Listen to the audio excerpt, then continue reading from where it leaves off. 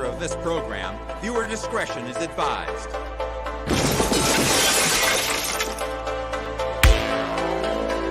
This video is not intended for children. Viewer discretion is advised. If you haven't already, please like, share, and subscribe. Thank you. Thank you.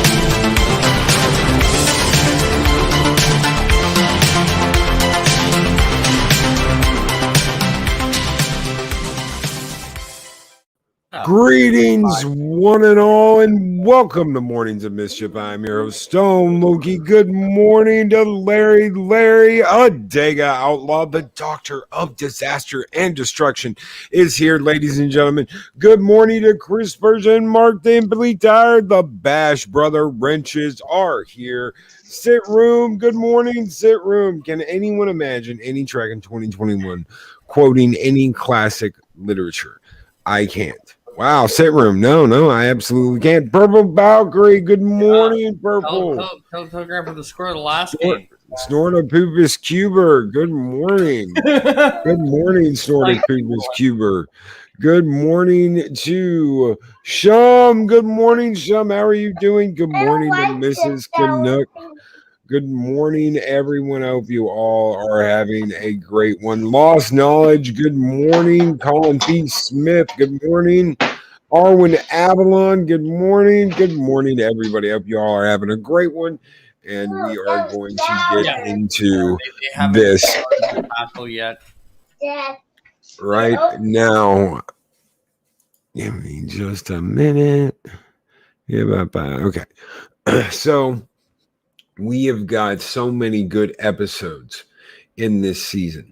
We've got the second part of Time Zero, Realm of Fear, Man of People, Relic, Schisms, True Q, Rascals, A Fistful of Datas, The Quality of Life, Chain of Command, Part 1 and Part 2, Ship in a Bottle, Aquail, Face of the Enemy, Tapestry, Birthright, Part 1 and 2, Starship Mind, Lessons, The Chase, Frame of Mind, Suspicions, Rightful Heir, Second Chances, Timescape, and The Descent, Part 1. 26 episodes compared to the 6 to 8 episodes they do now of a series. Absolutely insane. Welcome back. Yeah, sorry about that. My son is going off to go babysit the grandparents' house while they're out of town, so cool. Deal with them. So well, welcome back. But I'm back. The thing about season 6 is they've really packed a lot of punch into this. Because you talk about all the episodes, first off they ended Time Zero, and they began Descent Part 1. and you had two-parters in this season. So they really packed, along with the single episodes, which kind of stood on their own. Like you had the Moriarty one, which was a really good one. You had Rascals, which was a really good one. You had Tapestry, which is, those are three really good ones that just stand out off the top of my head. But you had two-parters, which were just like, man, packed full of stuff. And it's just like, man, they were all over the place, but they really stood on their own in terms of storylines. And that's something that modern Trek questionably has kind of failed to do. What do you think? I agree.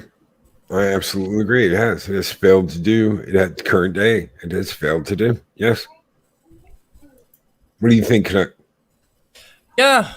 Sorry, still waking up. My brain is cobweb.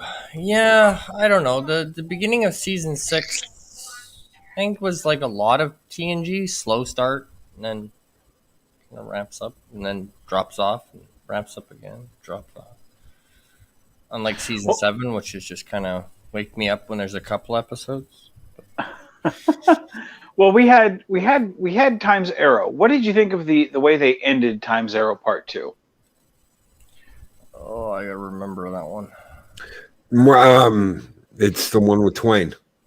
Oh, it's the second parter with Samuel Clemens, Mark Twain. Yeah, the name's Clemens, boy. Yeah, Samuel. It was all Clemens. right, I guess. It wasn't anything to write home to mama about. A lot of the episodes were kind of hit and miss for me. See, I think with two-parters, I think they really should have a way written out before they actually start the two-parter, because I think that's one of the biggest things that they write themselves a really great cliffhanger and then they don't know how to resolve it. You find that with Best of Both Worlds. You find that with not so much Redemption, but like Descent Part 2, or Descent Part 2, Time's Arrow Part 2. Like, they have a really great cliffhanger, but then how the hell do we resolve this thing? And it's never quite as satisfying because they set you up for a really great hook, and then how do we pay this off? So I think this, even though it wasn't quite as devastating, as some of the others, it wasn't quite as satisfying as it could have been. It's funny you mention that, because Unification was written and filmed backwards. Was it? Yes, it was. They did part 2 first because of Leonard Nimoy's schedule, and Unification Part 1 was redone after that. So they actually filmed Part 2 and then redid Part 1 and then filmed Part 1 after that, because he could only come in for that very specific day and film. So what you get of him after, like at the end of Unification Part 1, that was like filmed while they were filming Part 2, and then they went back and filmed all of Part 1. Huh. I did not know that. Yeah, they had to film Part 2 and do Part 2, and then they actually went back and redid part of Part 1 and then filmed it. Huh. It's weird. It was because of Nimoy's schedule. They had a hard time getting Nimoy to be able to come in and do it. So they had to do some wonky stuff they don't usually do. So Unification Part 2 was filmed first, and they rewrote part of Part 1 and filmed it second. Not to be mean, but what else was he doing? Because I mean, not to sound mean, but like conventions really wasn't a thing back then. I mean, it's not like he had like 1,500 things going on at the same time. What did he have going on at the time, I wonder? Because I have no idea. He might have been touring. He might have been, because I know Shatner does that all the time. He tours and talks all over the place. And I know he did a college thing too. He did a thing where he went around and talked. Leonard did a thing where he went around and talked to colleges. Huh. Yeah, I guess that would be. I guess that's true. Mexican Iron Man pops in with a $9.99 super chat and says, all modern Trek, both Discovery and Picard, completely and totally suck my boot. Talks like Lupita sucks up my wallet for child support. Next Gen, I like Moriarty more than Lame Q, and Unification was cool. Thank you, Mixonary. Everybody right now is talking about the Kurtzman thing because of real Trek. And the Trek is dead. My message to a lot of the people that are saying Trek is now dead, rest in peace. Where the fuck have you been? See, I don't. I don't think it is though. I mean, you got Strange New Worlds that's coming. I don't know. Star Trek Discovery season 3 wasn't that bad. I've got some hope for Strange New Worlds, and I don't know. Star Trek Picard wasn't necessarily my cup of tea, but there were glimmers of Trek in that. When they weren't ripping out each other's eyes or cloning the same starship as supposed to be part of an attack fleet, I mean, there were glimmers of Trek there. There's always room for course corrections. And think of it this way. And this is what I told somebody on a podcast the other day that I was on. If we give enough reception to Strange New Worlds and say, yes, this is what we like, then they're going to course correct on Picard and say, let's make this more that. Same thing with Discovery. Let's make this more that. And But that's it's got to be good. It's got to be good, though. That's the thing. No. Strange New Worlds has to be good. No, and that's what I'm saying. If it is, but there's a lot of people out there that no matter how good it is, they're going to shit on the product. So we have to really give it a chance. Like, there are some people out there who are just going to shit on it no matter what. So we really have to give it a chance. And if it's good, we really have to either show with our. For me, I mean, as far as Star Trek goes, I mean, for me, I've been having this kind of, Star Trek has been long since gone. I mean, Voyager was when it started for me. Yeah, I was going to say, it hasn't been good since Voyager. Enterprise. You went TNG, high of all highs, DS9. Then you hit Voyager, and it was just like, eh? Where was this fight, though, to keep Trek on the air when they killed Enterprise?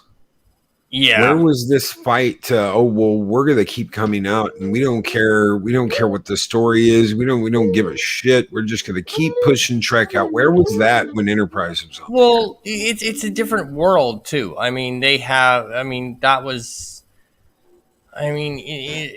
kind of, we're seeing this right across the board, even like in some of the other things. And, being me, I get to pull in a wrestling reference. Even in wrestling, it's the same thing.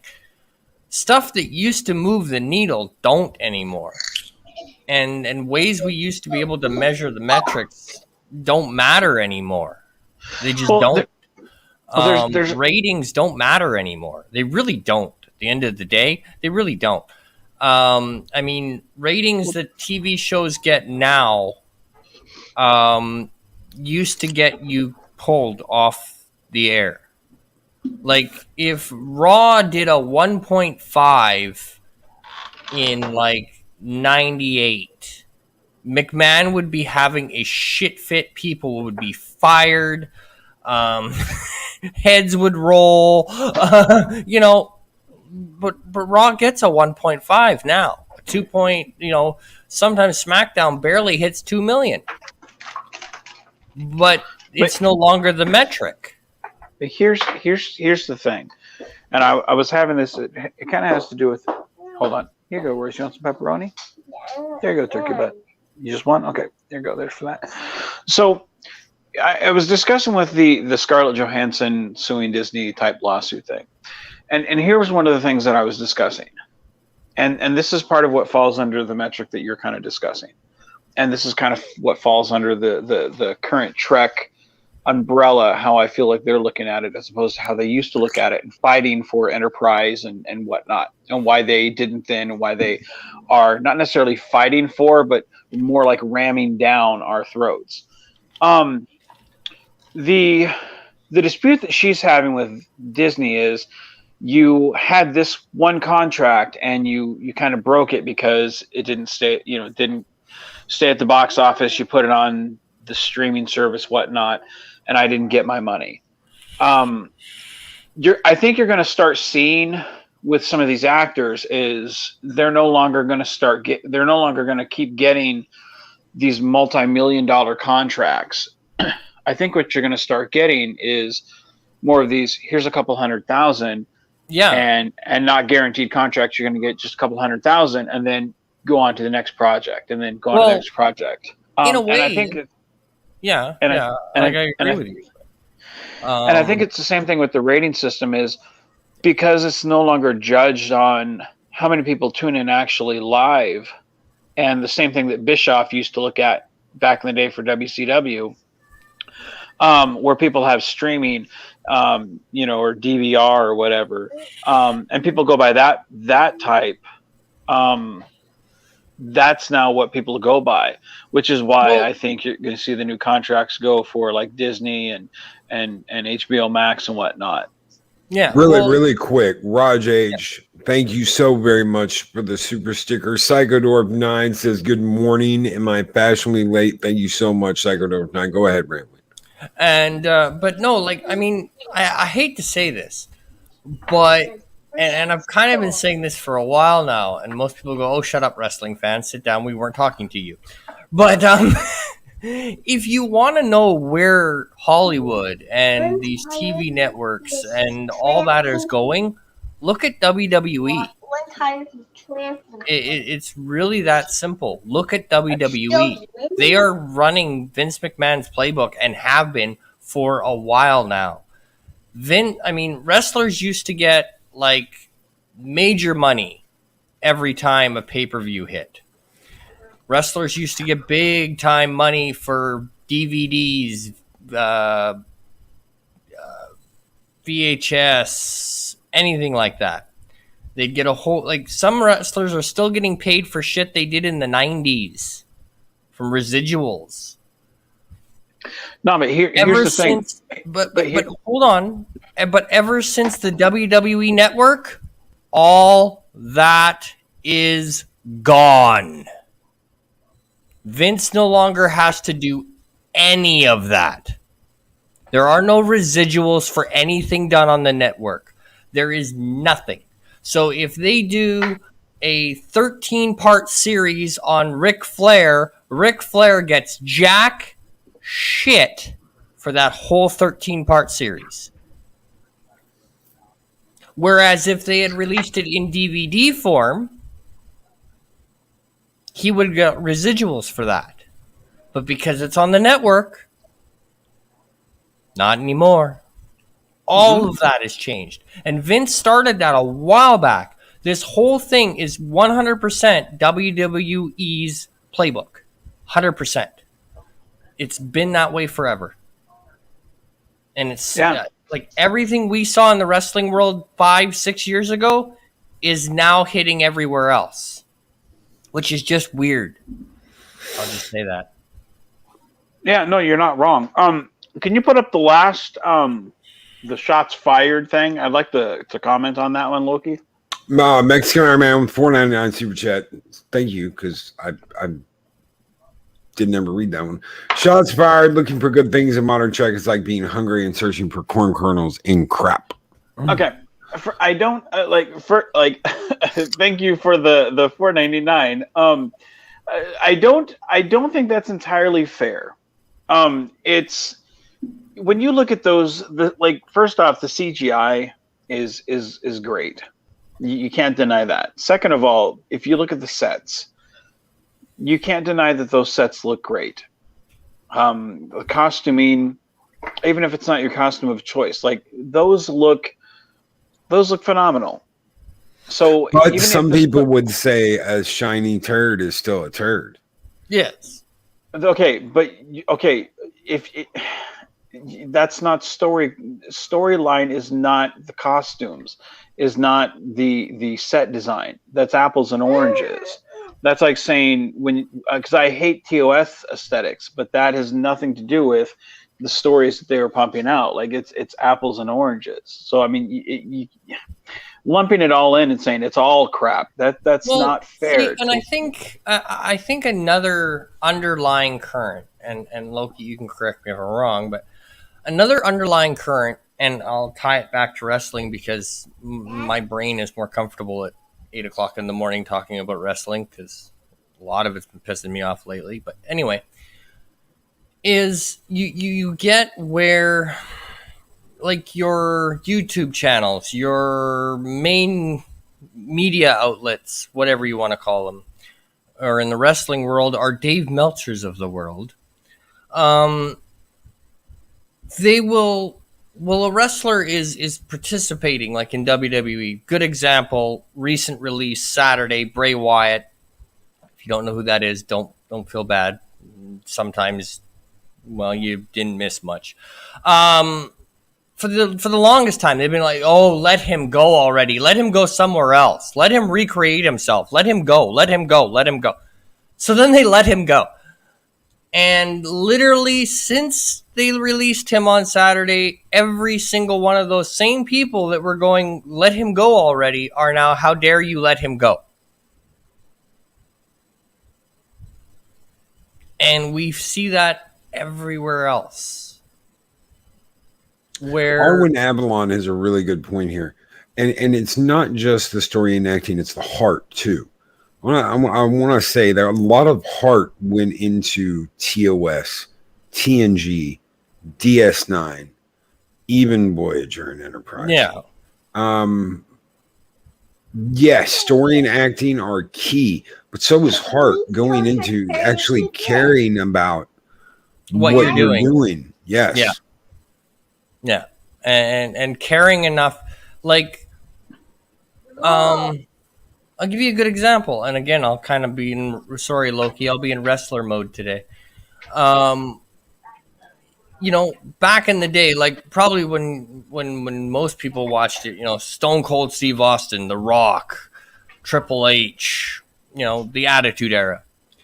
If creative came up with something that was completely against their character, like Stone Cold, tomorrow on Raw, we're going to have you come out in a pink tutu, and instead of beer, you're going to chug milk.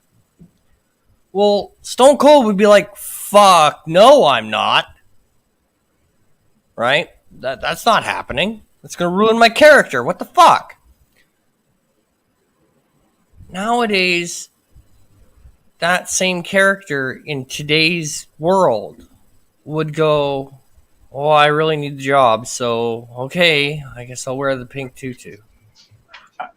You know, I just like first two seasons of Enterprise. There was no heart in that. I mean, I find I find it just as hard for those of you guys that are saying modern Trek, there's no heart in it. Like all of you guys bupkis because there's no heart in the first two Enterprise seasons, and I say there's no heart in any of Voyager because that I felt no connection to anything. 7 of 9 coming on, that was nothing more than just a board with breast implants, and the mother-daughter type relationship that they tried to force feed. I didn't buy any of that. The only connection I really had was the Doctor, you know, Tuvok, Harry, sometimes, you know, like, and that was a laughing stock because they never promoted the guy. I mean, there was no heart in that show. It was just, I mean, a lot of the same arguments that people have for modern Trek is the same stuff that I had for Voyager. So, I mean, forgive me, but I think a lot of it's bullshit. And I think that they just look at it and say, sorry, son.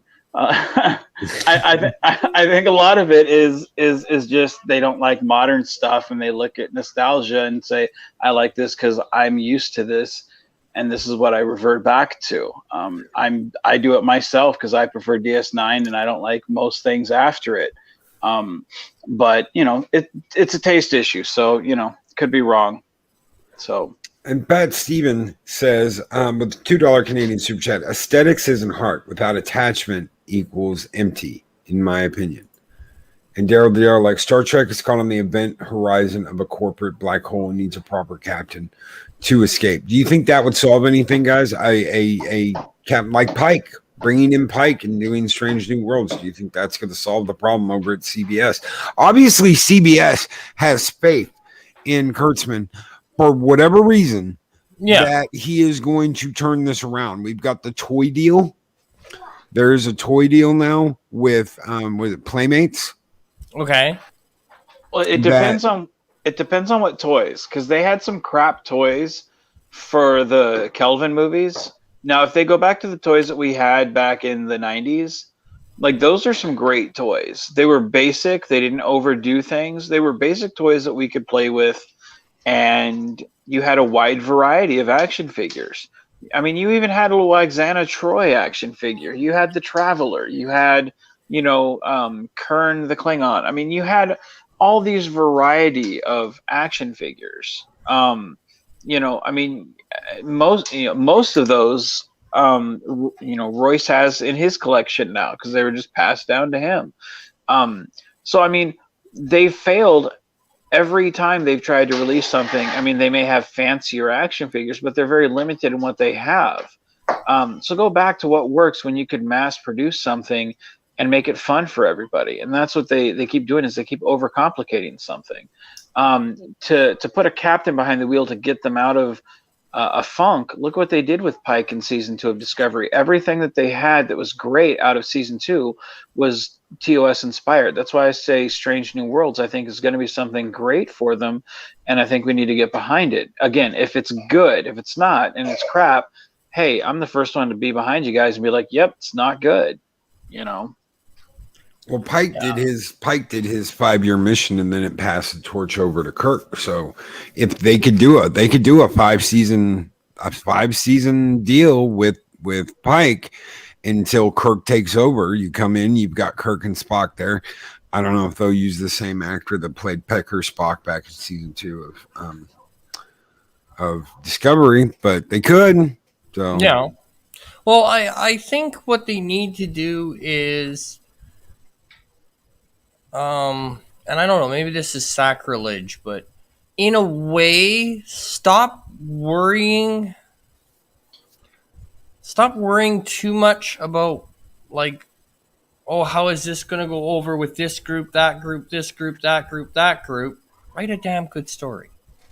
Yeah, make a good show. Yeah. Right? Write a freaking good story for start.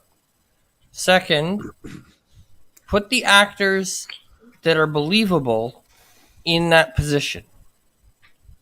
And then 3, just shoot the damn show. Yep.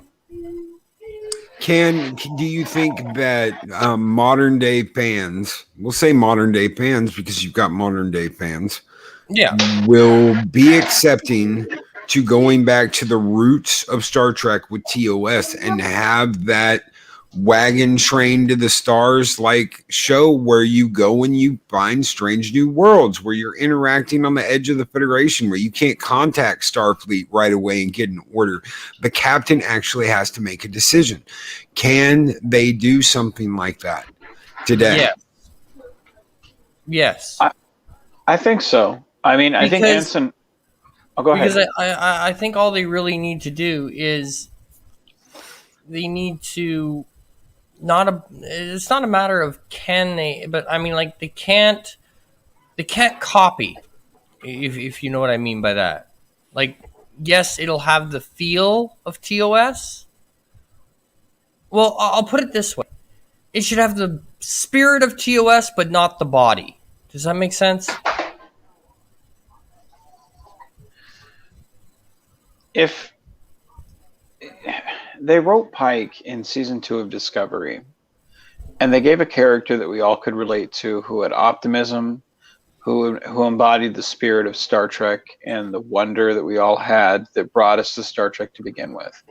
All you have to do is write good stories with that character and people that we want to be around and people who we aspire to be. Just keep that. You don't have to overcomplicate it. You don't have to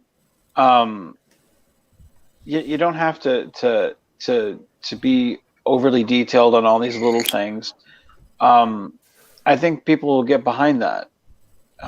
Sadly, it's people who nitpick stuff like that. When the transporter room picture was taken, and released, like, people nitpick the transporter room, and those things. Sadly, I think a lot of people have to swallow their pride in that department and let that stuff go. And so, there were other. It's like Chris Persia's comment here. Season 2 of Discovery completely undid the character of Spock, undermining his struggle of living life in two worlds to the little adopted brother of Saint Michael, who couldn't do anything without her. You know, I'll that does get- bring up a good point. And I think I would argue that above everything that Discovery's done, Picard, even though I like the series overall, I mean, there was some, what the fuck? But I like the series overall. I think, to be honest, I think above Kurtzman, above everything else, I think the one thing that has done more damage to Star Trek and the name and the just looking towards anything coming up is, you can boil it down to one character, Michael Burnham. Yep. Yeah, I can't argue with that. Michael Burnham has done so much, the character, not the actress, the character. And the way that character was written and done has done more damage. Because, I mean, look at Lower Decks, as terrible and Drek as that was, except for the last 10 minutes of the damn season. And even that was, but I wish that would have showed up on the big screen. But, you know,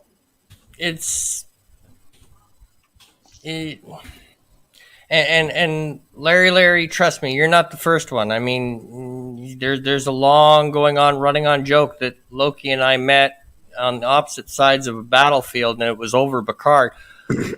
See our good friend Orville Nation for that recording. You know, but here's the difference, and I think the reason I like to point that out, and I always chuckle when Loki does point that out. And I always bug him that wait till season 2. But, you know, and I say that in jest, but I'm also going to make him watch it because I had to watch that season 3 of Discovery and be on the show every morning and talk about it. So he's watching season 2. But, you know what? For me, I looked at it differently, but everybody else has, like, when I look at the Star Trek fandom or any fandom that I'm in, I look at it like this. Where I came into the fandom and the reasons I joined the fandom is different than every single one of the people in chat. Every single person on this panel. So I'm going to like certain things that you're not. It's just the way it is. It's the way it goes. It's the reality of life. But I can agree on you with certain things, and I can disagree with you on certain things. And I can dig my heels in and ask Loki. And I will.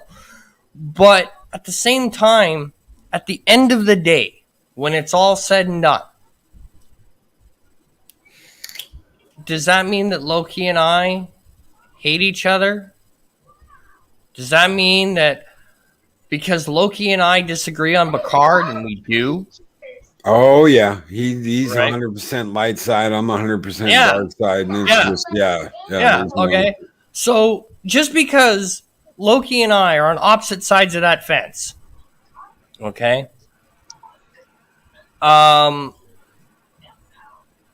So it doesn't mean that I hate him, he hates me. We can go toe to toe, and we have. And we probably will again, because there's going to be a season 2, apparently. So we probably will. And who knows? Maybe I'll go full dark side if they fuck up Q. But at this point, you know, but at the same time, at the end of the day, it's like, good talk, brother. Good talk. Next.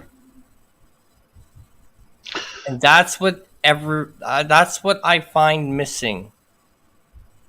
So many in the community as a whole. Well, Yeah, that. Go ahead, Vance. I know you've been waiting, brother. Go ahead. They don't. The thing that's missing a lot of the times on forums or you know, people go on the chats and these YouTube videos or whatnot. if you don't have the I hate this character, you have to agree with that, or you're the most despicable person there is. It's like you can agree to disagree and have a nice conversation and debate, discussion, and move on. Some of my best friends I don't agree with on a lot of topics. It's like that's what happened to being in like the fifth grade, being at the lunch table and discussing who's better, Batman or Superman, and while you're trading trading cards and whatnot. It's like Vance, that is why we have a comic book roundtable on Tuesday. That right there. That idea of being at the lunch table and talking who's better, arguing, fighting about what this person felt or what that person thought or why they did. That is why we have a comic book roundtable on Tuesday. Yeah, like that's exactly like that's what really sucks about the internet these days. Everything's so accessible. That's a very good fire truck, son. No, a police. Oh, it's a police car? Oh, I am blind, son. I'm sorry, son. And although now we've kind of taken your show over and we've completely forgot about season 6 of a good Star Trek show. No, this is a good discussion. I like this. So with that in mind, I will answer Darth Maul because I have no problems. What are the things I liked about Picard? Well, I can answer that in the most easiest way because that could be a whole another half hour of this show. So I'll just point you to check out my channel, check out my reviews of Picard, and you'll find out. All right, so where we were in season 6, Loki. There we go. I'll round the wagons here. Let's go. Back to season 6. Star Trek Picard had a really good episode with Troy and Riker. That episode was really good. It had a really good family aspect to it. Even if you don't like the series as a whole, that one episode was really good on the family. Brick oven pizzas with the Rikers. Yeah, but they did that corny shit in TNG, so I kind of appreciated the corny shit because it was TNG. No, but that's even if, like everything else that was unfamiliar with Picard, and I like the elements where they were at Starfleet because we're getting to hit Starfleet, and like I was saying before the show to you guys, like it's funny because we were talking about season 7 and All Good Things, and it's funny to watch All Good Things and see what our interpretation of what 25 years would be, and then watch Star Trek Picard, and here we are actually 25 years ahead and see what the future actually turned out to be, and see the differences. So I enjoyed where we were in Star Trek Picard and when we were at Starfleet. But then the really only other joy in the series that I saw was when we were with Riker and Troy, because that was the only real time where we saw joy in Picard. Every other thing I was like, wait, what's that character's name? Who's this person? What's going on? Oh shit, Icheb's eye, damn it. Yeah, so. Well, and marketingly tired. Even in my reviews, you'll 100% see that I actually hate space flowers. Space flowers were stupid. Like I said, I liked the series overall, but there were a couple of what the fuck moments. But anyway, back to season 6 of TNG. And a $2 super chat from Steven Seagal. Nobody should judge on personal likes. It's futile. I don't know. I don't think that's true. I think we shouldn't judge other people on our personal likes. That's where it becomes wrong. I think we should judge something on likes, because if we don't like Picard because we don't like it, well, I mean that's our personal taste. But we shouldn't judge other people because we don't like something. And really quick, Daryl, like, I'm sorry I did not read out your super chat for $5. Star Trek is. Oh no, I did read it out. Never mind. I'm completely turned around this morning. Larry, Picard, the show is dark, evil, hateful, sick, demented, degenerative. Yeah. Okay, so since we barely talked about season 6, but that was a good conversation, and I'm not Yeah, gonna stop a good conversation. Well, here's something that's not dark. You got Guinan jumping on a bed in Rascals. How happy is that? Huh? Yeah, Remember what I talked about with corny shit in TNG? Well, cue this episode. She had a point though. It'd been like 300, 400 years since she was a kid. So fuck it, I'm taking advantage of this. I'm a kid again. I'm doing shit a kid does. I haven't been a kid in 300 years. What I loved about that is they got the same kid from Sister Act that played the young Whoopi Goldberg to play young Whoopi Goldberg here too. And I loved that because I was like, oh, that's continuity. That's really awesome. That was cool. Yes. The way they did it, and Picard being his nephew, you know. Oh wow, that's cool. Huh? The kid that played Picard is the same kid that played his nephew. Renee. That's right. Yeah. Yep. It's the same kid that played his nephew, Renee. Yeah, that was, for as cheesy as it was, like just seeing Picard just stomping that he wants to see his father now, like that. That's such a great episode. And then how Riker's confusing the Ferengi by making up all that slang language, and he's like, you do know what and I forget what the technobabble is. He's like, of course I am human. I am not stupid. Like he's like, of course not. Like that's just fucking love TNG, man. Like they really knew how to pull out the corny in a proper way.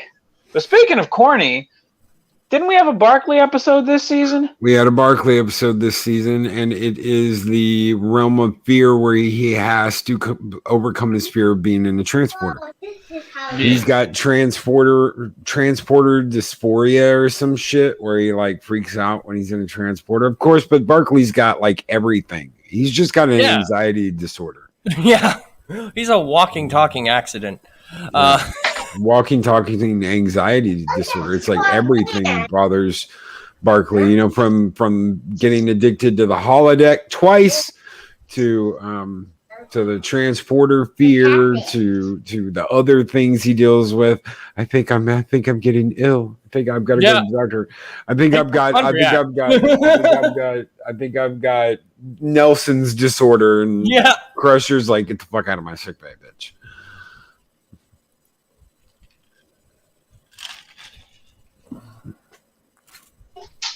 So the most important, I feel, episode of the season, I think, was Chain of Command Part 1 and 2.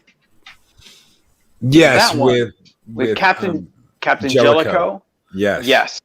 Because that one, he's a fan favorite. I never liked him, but he is a fan favorite. I'm surprised how many people like Jellicoe. Oh, they love him. Yes, and I don't know why. I think the best part of the episode, personally, for me, I think was when they put Data in the red uniform. Because just like in Future Imperfect, Data looks red, or he looks good in red. He looks spiffy. I'm like, dude, that is awesome. Jellicoe was like, I need a dude who's going to do what I say. Riker, you're out. Data, you're in. Riker's like, all right, I got it. And then Troy, she slips on that blue uniform. Damn, she looks good. Yep, and she keeps that blue uniform on. Yes. She gets out of those civvies, and she keeps that damn blue uniform on. And that's like, I gotta say, I never took her seriously. And like, I like Marina Sirtis. I find her just fine. Her character I always felt was useless, but I never took her seriously because it's like, look, you're on the bridge of the Federation flagship, and you're running around in like a cat suit. Like, I mean, Selena Kyle has more, has more oomph than you do. Because I mean, come on, what is this? And as soon as you put on that uniform, I'm like, okay, I take you seriously now. All right, I get it. I mean, it's not like you're in your office wearing that. I mean, you're on the bridge. Come on, show some class, lady. Angelica says, look, ship up. Come on, lady. And you do. And then she crashes the ship. Not once, but twice. Twice. She crashes the saucer section, and then she rams Shinzon's ship and Nemesis. I did love that scene, though, where she's like sitting at the helm, and he's like, yeah, ram him. Yeah. I You did want me like to do what? You heard I me.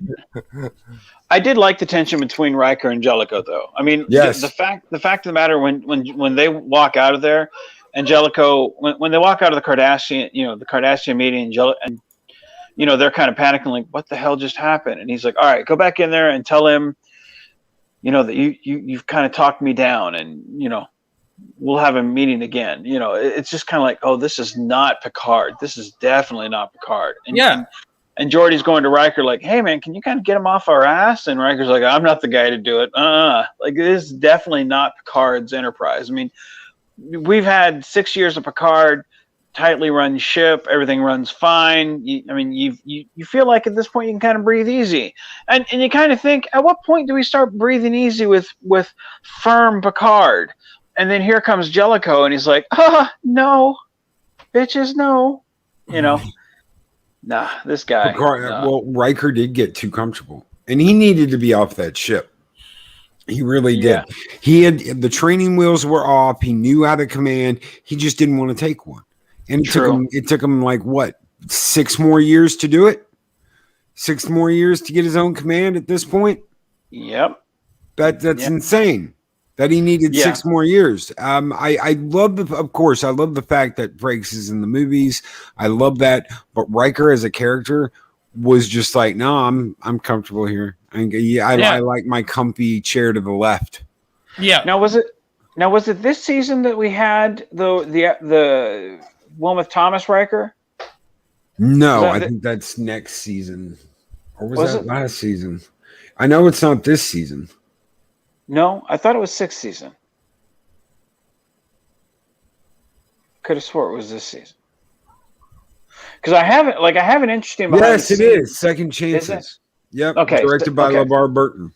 Okay. Because I really wish they had gone this route. See, the route they were going to go was they were going to have it was the scene where Thomas and Riker were in the cavern.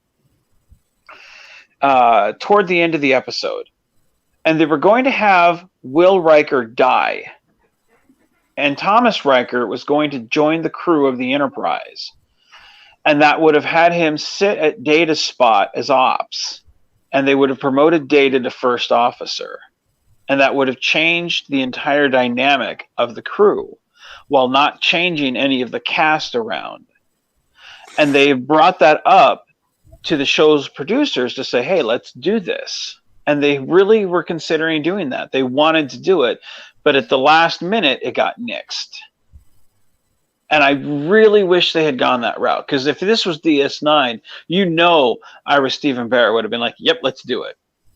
Yeah. But tell me that doesn't sound like a really good story to go with. Because you would have had the romance with Deanna. You would have had the story progression for Data. You would have had a different, like, everyone looking at Thomas Riker at Ops going, what the hell? Like, just the awkwardness. Just your away missions would have been different.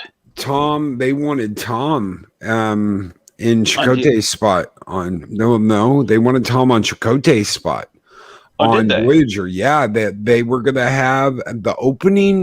One of the opening season Voyager originally written was them getting Riker out of that Cardassian prison camp instead of Janeway going to see Tom Paris.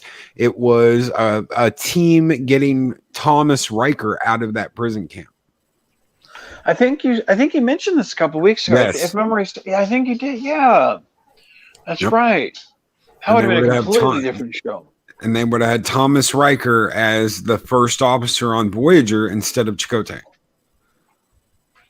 Well, I'm sort of glad they went with Chakotay because I like Chakotay, but I mean, it's kind of pointless because he didn't really do anything. So it would have been kind of a waste. I mean, if they would have had Jonathan Frakes, I know they would have done something with him because it's Jonathan Frakes. So, I mean, we wouldn't have got stuck with bland Chakotay. That was such a wasted. I liked Chakotay. I wish they'd given him something to do. Yeah, it was it was one of the things getting talked about when they started production was that they wanted Jonathan Frakes to come back as Thomas Riker. He didn't want to do a whole new Star Trek series though. I don't blame him because I mean, you've already done 7 years on one. Do you really want to do 7 years on another? I mean, it's. I mean, think about the missing opportunities. Not to mention, you got the film franchises you're doing. I mean, you're kind of doing double the duty. Not to mention, at the time he was he would have been director of Star Trek: First Contact. You probably would have been passing that up. So he probably would have directed. That was a good shot for him too, directing. Oh, dude. First Contact, yeah. Oh yeah, because I mean that led to how many other directing opportunities to direct other things? Because I mean, major motion picture. Yeah, because he's directed several motion pictures since then. I mean, he's known for being a director, not just Commander Riker. So, and Arwen Avalon, thank you so much for being here. You have a great day. Thank you. Yes, have a good day. Have fun. Thanks for coming. So yeah, we had I think one of my favorite ones, and just because it's like we actually got to see the Enterprise destroyed, was Timescape. And it wasn't a great episode by any means, but it was just the fact that it was so different. You know, we got to see everything pause and everyone kind of walking around freeze frame. And, it was just a different episode than, the usual type stuff. But again, anytime you see the Enterprise destroyed, we can always go back 10 seconds and we're good, Yep. But you saw the Enterprise destroyed, and I thought this is a unique idea. This is pretty cool, I like that one a lot, and plus it was the first time we ever saw the runabout in action. Yes, it is the first time we ever saw a runabout on TNG. Yes. Yeah, I mean we saw DS9 in Birthright, Part 1 or Part 2, one of the two. Because didn't we see Bashir in Part 1 of Birthright? Yes. Yeah, because they were because he was working with Data on that device, and Data got hit with it and started dreaming. Yep, for the dream machine type thing. Yeah, because he saw Noonien soon, and was the bird flying through the hallways and whatnot, and yeah, and which again I thought was really cool. The fact that you could have the crossover stuff, that was cool. I like that. But yeah, you saw DS9 there, but this is the first time you actually saw a runabout. You're starting to have the crossovers between the shows, openly, and that's not something they could do, very often or that they did. So that was really cool. And thank you, DJ Ronnie G, for becoming a warrior of Midgar. Thank you all so very much for your super chats this morning. You guys keep the fires of Valhalla burning bright. Skål!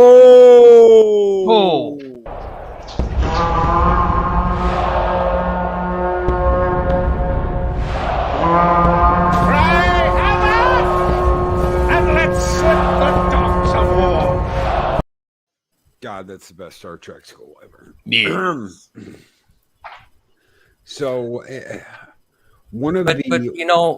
every time I see that skull, all I can think of is birds spinning. That's all I can think about. That's it. That's all I see is birds spinning. Like I like that whole image has been like just revamped in my mind. One of my favorite episodes in this entire season, and maybe my favorite episode, is Relics. And that is because you get Scotty back. And Scotty was my favorite. Scotty wasn't just James Doohan wasn't my favorite character in TOS. He was probably my favorite of the actors. And I've told this story before. There is this story he used to tell about this girl that wrote him a letter. And that girl was she had lost a lot in her life. She was very alone. And she wrote James Doohan this letter, and he sent her tickets to a con and got her to actually come out to a con. He paid for the whole thing. And she came out and she hung out with him, and she was following him at the cons and hanging out with him at the cons. And he eventually lost touch with her. And it was, I think he said it was like 2 years, and suddenly there she was, and she had gotten married, and she'd had a kid, and her whole life had changed. And she said, if it wasn't for you, I wouldn't be here today. So getting Scotty back in Relics was like huge for me. It was like there's Scotty and him feeling so out of place with this crew. Oh, my favorite line of that entire episode. Synthetic Scotch, synthetic commanders. Yeah, it was one of those for me. At the time I didn't A, B, C, or D. at the time I didn't really realize the importance of everything because of course I didn't really care about the TOS crew because I was like if they don't have ship battles between the two ships, who cares, but as I've gotten older and and of course my perspective on the TOS crews changed. It's like you look back at it and you're like, man, that's some good stuff, man, because it's like you kind of feel those things that he felt, being out of touch with things, looking at things with a different perspective, looking at the next generation, no pun intended, coming up and rising to the occasion. And then the fact that, hey, you still have something to contribute. There's a lot of wisdom in that episode, and him, you bringing up Picard, him in the scene with, him and Picard on the bridge. And that scene right there is what gave me the inspiration for having my ship be the Constar when Picard mentions the museum ship that he visited, the Constitution one. That gave me the inspiration to make mine a Constitution class and get away with it, Constitution in a TNG time period, but those, Patrick Stewart sharing a scene with Scotty, there's not many people who could share that class act, that you were talking about, Yeah, and Picard telling him, my old ship, the Stargazer, the deck plates would shake, and I could tell what speed we were at warp just by the shaking of the deck plates. And how, the Enterprise is so badass and so advanced, but he'd give anything to be on the bridge of that ship one last time, to go on a mission on that ship. He'd give it all up. And Scotty knew at that point, he's like, no, I know exactly. I'd give up all this technology, all these advancements, all this stuff just to be back in engineering on my Enterprise. Yeah.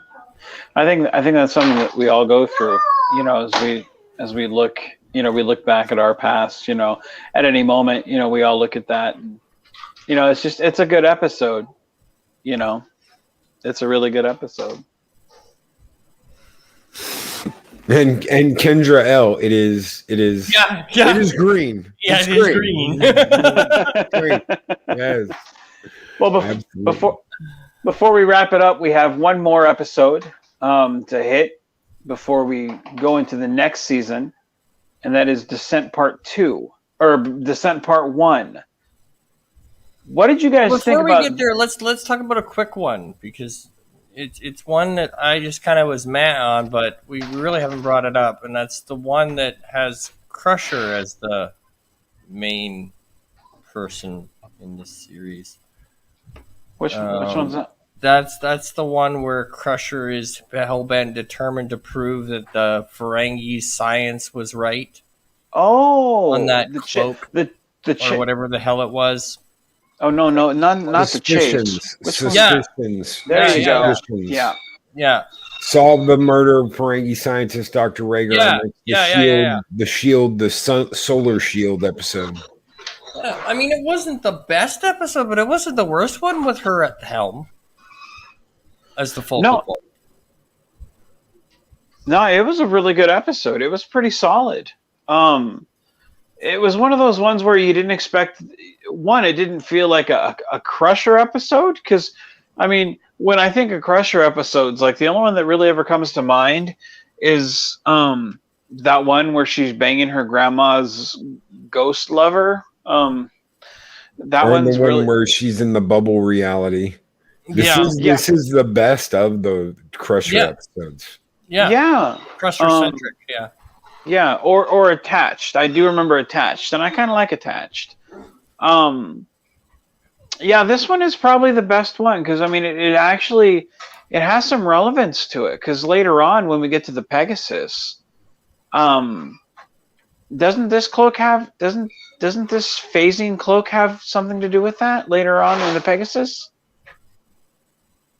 In the episode No, is no, no, no, no. This is the one. This is the one with the shield. It's like a Yeah, that's the solar shield. shield. Yeah, it's the It's solar a shield. Yeah. shield that where they can go like into the corona of a star. Yeah. yeah, but don't they use don't they No, No. no. no. The Pegasus was Oh, had that was the something phase different. cloak. That's right. Riker's Phase cloak. dark Believe it or path. not, though, I don't know if you ever knew this, Vance. The quantum torpedoes they have in DS9 and in the later movies, those Uh-huh. those were actually created using that phase cloak technology, so that the quantum torpedoes could bypass shields. Really? Yeah, part of the detonation of that torpedo happens inside of the shield and outside.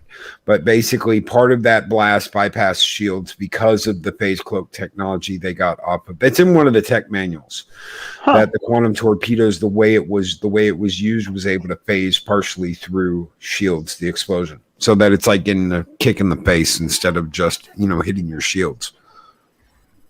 I did not know that. But yeah, Pegasus. No, this wasn't. No. Yeah.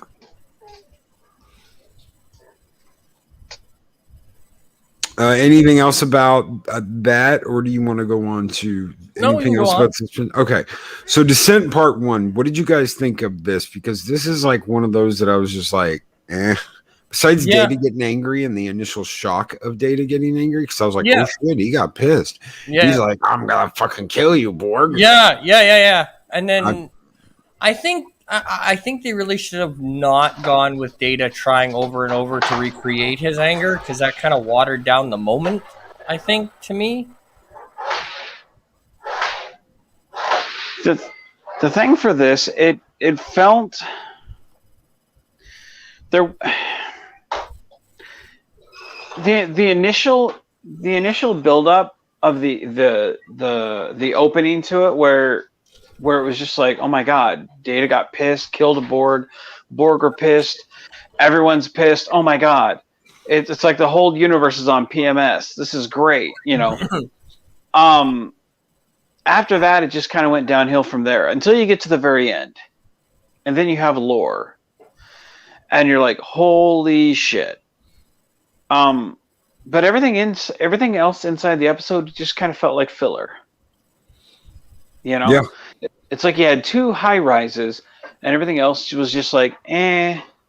I mean, that Borg ship though, I loved that ship. That's my favorite Borg ship, because it's like, what is that? Is that something they assimilated? Is that something that they came up with? Like, what? What was that? You never find out. Yeah. No. I mean, I loved it enough to put it in one of my films, because I was like, I want to see more of that, because we don't know anything about it. It was never explained on. Some of the blueprint and techie stuff call it the first transwarp ship. That is a prototype transwarp ship. And that was Really? the first Borg ship that could use the transwarp conduits. And that's why it looks so funky and weird, is that it was designed to go through those transwarp conduits efficiently. For whatever reason, it's all weird and yeah. But that's why it looks the way it does. Now, what they never say that in an episode, and I don't know if that is canon or not. I don't know if that is official, because it's in some of the books. So it's in the techie manuals, and oh, why did this look this way? Oh, well, because it was the first transwarp ship. It was the first ship the Borg used to use the transwarp conduits. And you're like, well, I wish they'd have fucking said that in the episode. I wish they had actually told us that. Well, it does. I can kind of see that being how, like, if when they had Hugh, when they looked through his eyepiece, how like it turns certain things into certain shapes or whatever. And if you look at that Borg cube, or I mean, if you look at that Borg ship, like I could see that being like a certain shape of something, like just an offhand reference to that being like, this shape is perfect to go through a Transwarp hub. Like that would be perfect sense for that. Like that I could see, you know. But yeah, I don't like. It's just so weird. Like everything about this episode is off, and we never get any answers to anything in that regard. And like I said, everything just felt like filler. But you know, it's not bad filler, you know, but filler nonetheless. Like, did we really need that holodeck part? Not really.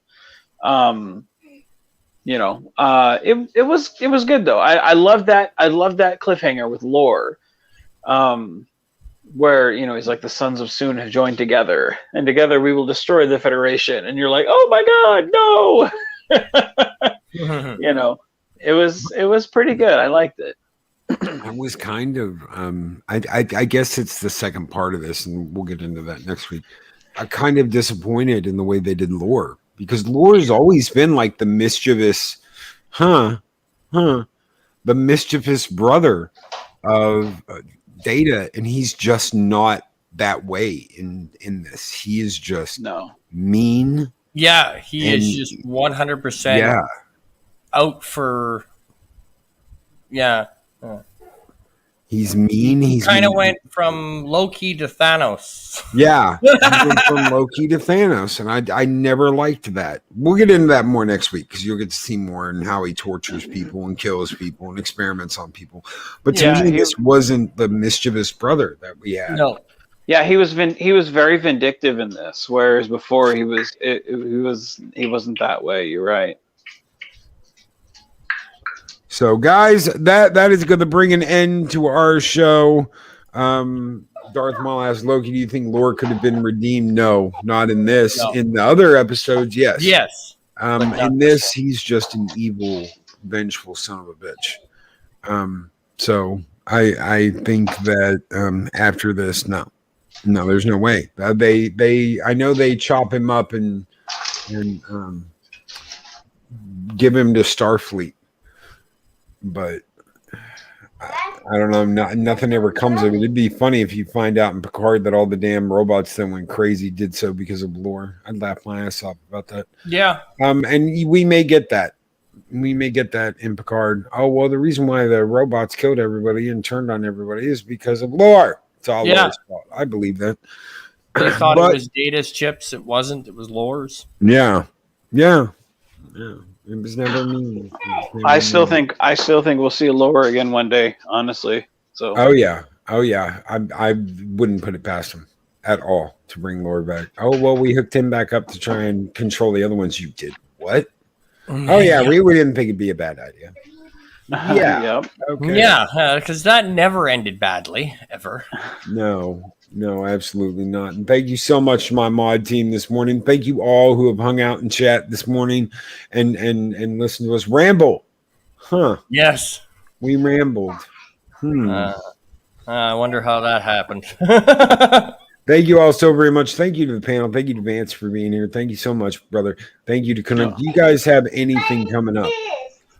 I have karaoke this Saturday for sure. Next week, I'm hoping to start relaunching a lot of the channel stuff. Next Monday, I have History with R&R is finally bringing back the live stream at 1 o'clock Central. We're going to have a member of the community who grew up under the Iron Curtain talking about growing up under the Iron Curtain. I don't want to miss that. I absolutely do not want to miss that. Guys, make sure you check out Rambling Canucks YouTube channel and his GoFundMe. Thank you so much, Mark, for putting that up. And Chris has got his channel up. So, guys, all of that is in chat. What do you got going on, Vance? Just check out the channel for any random time. We got shows going up every day, so it's something different all the time. And then, it's always something different every day, so it's too much to tell. So, and then next week, if you guys are in Vegas at the Star Trek Las Vegas convention, I'll be hosting a panel on Thursday. I still don't know the time because they're not the best at passing out that information.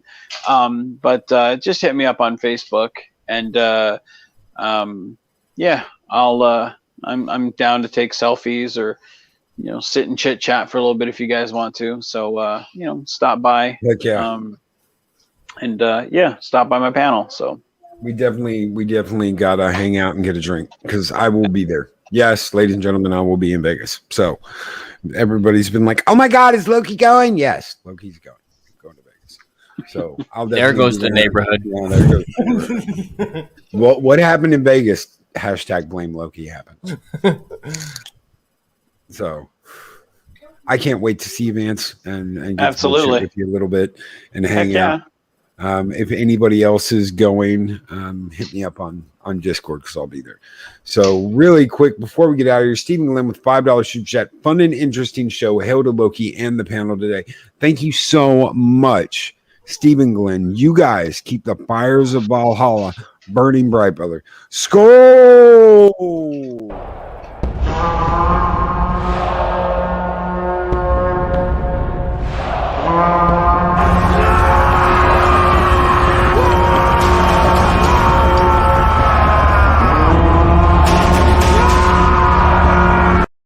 All right, we will be back next week for the end of our TNG retrospective. Thank you so very much, everyone, and we will catch you guys later.